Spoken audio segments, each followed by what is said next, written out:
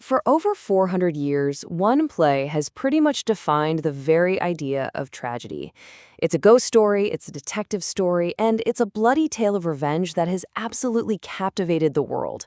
So what is it about a 400-year-old story about a Danish prince that feels so immediate, so modern?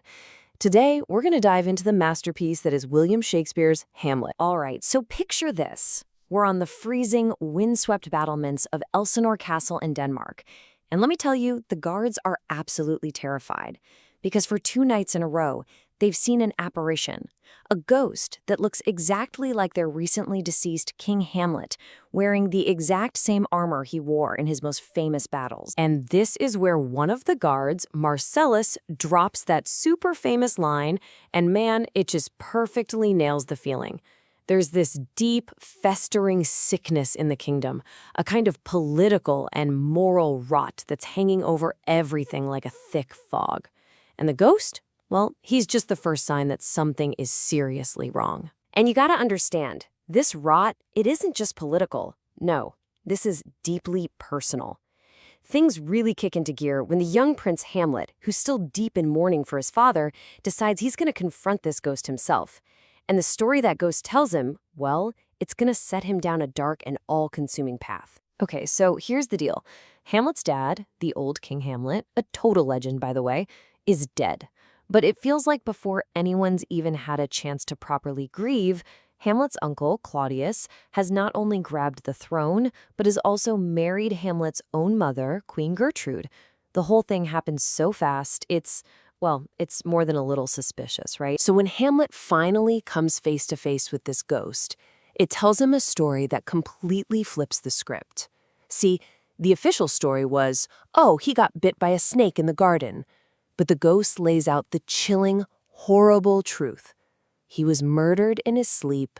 Poison was poured into his ear by the very man who now wears his crown and sleeps with his wife, his own brother, Claudius. So you can imagine this changes everything. All that grief Hamlet was feeling, it just morphs into this burning, fiery need for justice. He suddenly has this terrible secret mission, and it's about to become his one and only obsession. This is the ghost's direct order to him. This line right here is basically the engine that drives the entire play forward. Hamlet is now bound by duty, by love, to avenge his father. But think about it. How on earth is a prince supposed to prove that a sitting king is a murderer? Hamlet's answer is to stage a performance, a really dangerous one. He decides he's going to put on what he calls an antic disposition. Basically, he's going to pretend to be completely, utterly insane. The logic here is that if the court just writes him off as a lunatic, he can basically float around them like a ghost himself, watching the king, searching for proof without anyone ever guessing his real mission. And you know what? His act is really convincing. Pretty much everyone, even the woman he loves, Ophelia, they all buy it. They think he's lost his mind. But the king's top advisor, this guy Polonius, he notices something's a little off. He feels like behind all the crazy talk and bizarre behavior, there's some kind of logic, a method to the madness. But carrying this weight, this mission, it really starts to take a toll on him. And this brings us to probably the most famous moment in all of literature, where Hamlet's fake madness starts to feel an awful lot like real despair. He's so completely overwhelmed by it all that he asked himself the ultimate question. Is it better to exist and suffer or not exist at all? Now, this isn't just a simple question about suicide. It's way deeper. It's this profound philosophical wrestling match he's having with himself. He's weighing the pain of living against the absolute terror of what might come after death. And in the end, it's that fear of the unknown, that undiscovered country, as he calls it, that just paralyzes him.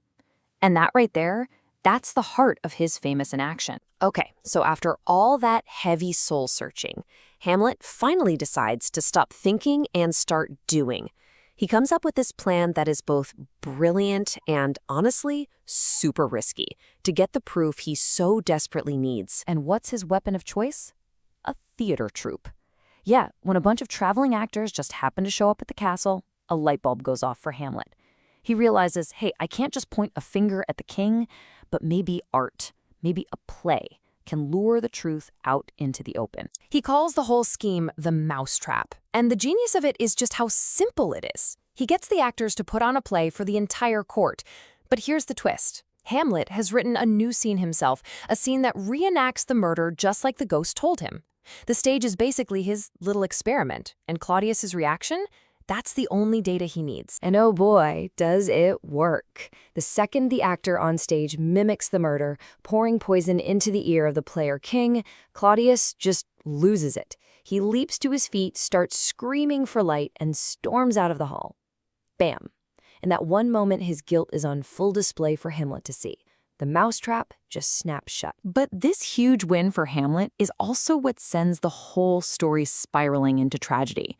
So right after the play, Hamlet goes to confront his mother, Gertrude. He hears a noise behind a tapestry, and thinking it's Claudius spying on them, he just whips out his sword and stabs right through it. But it's not the king.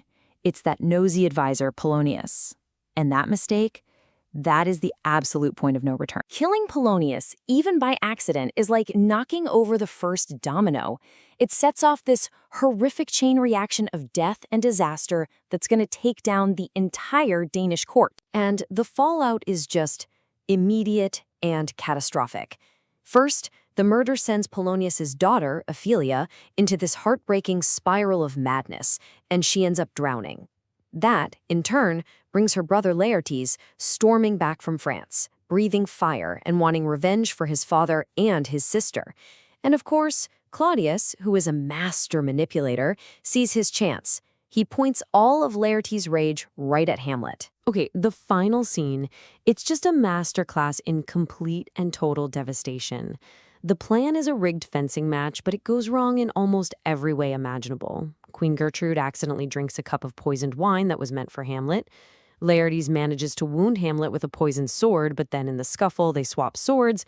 Now Hamlet has the poisoned blade, and he wounds Laertes back.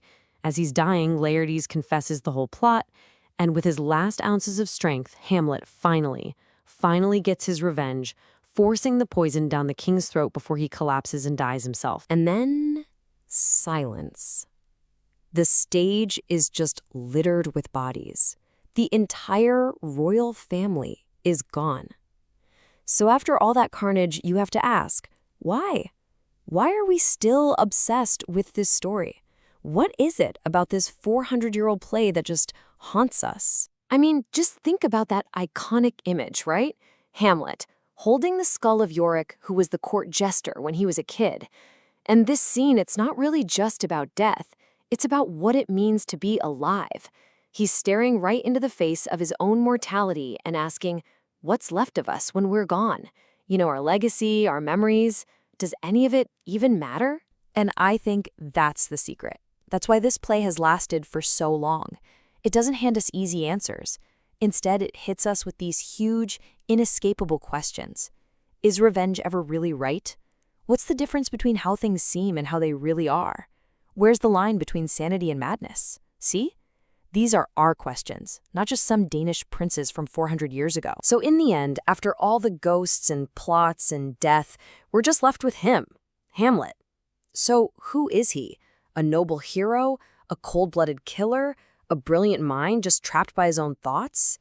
There's no easy answer. There's no one label that fits. And that mystery, that incredible, haunting complexity, that's why, even after 4 centuries, we're all still trying to figure out who Hamlet really is.